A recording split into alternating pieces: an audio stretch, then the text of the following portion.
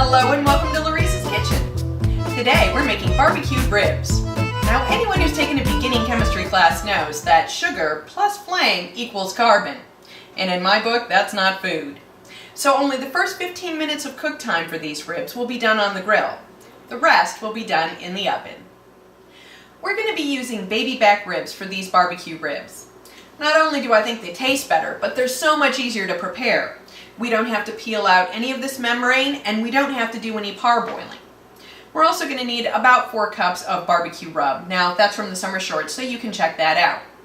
We're going to need 2 more ingredients. 18 ounces of barbecue sauce plus 12 ounces of beer.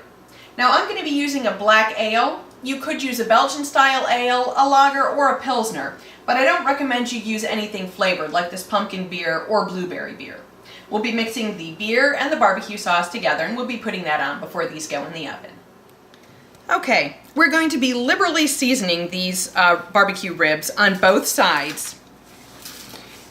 We may not use all 4 cups of this, but we're going to use quite a bit.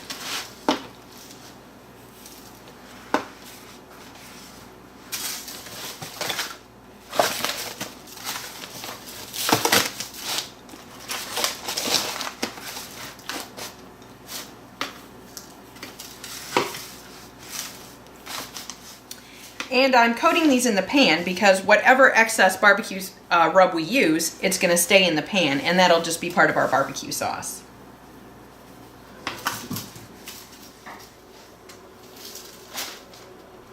Okay, these ribs are going out on my very hot grill for 15 minutes. Now I'm going to cook them bone side down only because this will char, but you generally don't eat that side of the rib anyway.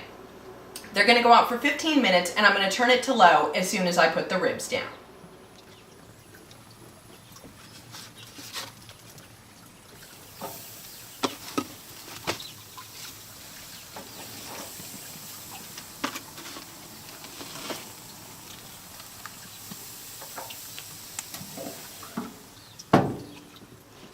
Each rack of ribs serves 2 people, with a little bit left over, so you can make a determination on how many racks of ribs you're going to need. You will, however, need to use all 18 ounces of barbecue sauce and the 12 ounces of beer.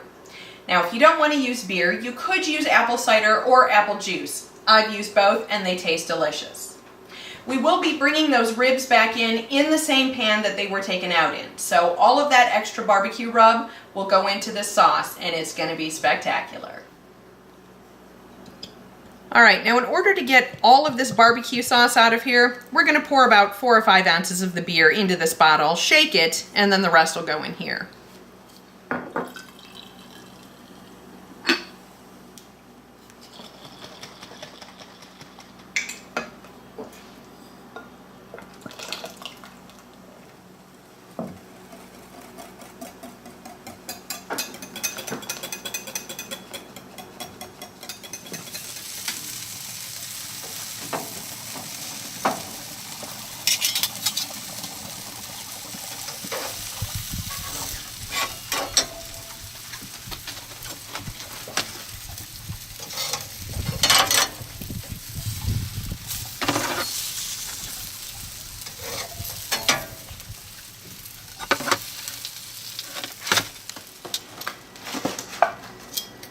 Alright, we need to be able to completely cover this tightly with aluminum foil, so if any of these are sticking up, they need to be moved down a little. Okay, we're going to pour all of this over these ribs.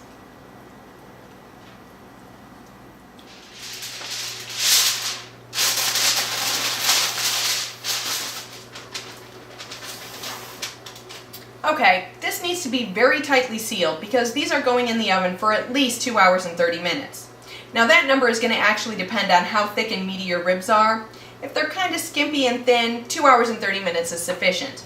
These ribs are going to go in for 2 hours and 45 minutes. Now, I actually like them very, very tender and fall off the bone. So if it was just going to be me, I would put these in for 3 hours. But since my family likes a little bit of resistance, they're only going in for 2 hours and 45 minutes. The oven is preheated to 350 degrees.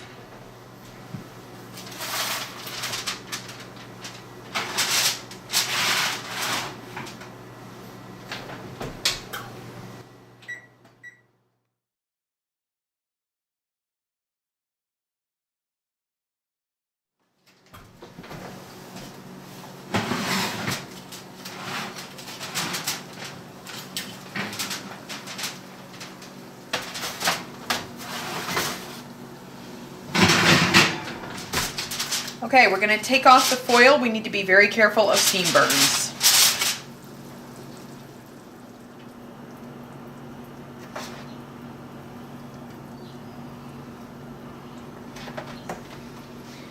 Okay, we're going to give these about 10 minutes to rest. They're just way too hot right now. Once the 10 minutes is up, we're going to cut them into 2-bone sections and then we can serve them.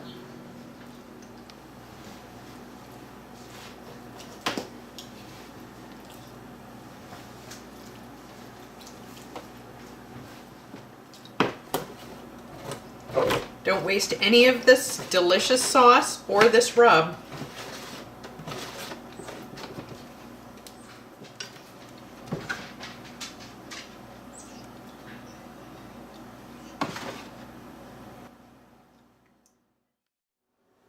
Okay, let's give these ribs a taste.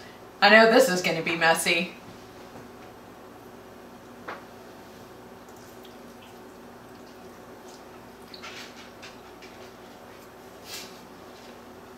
Perfect.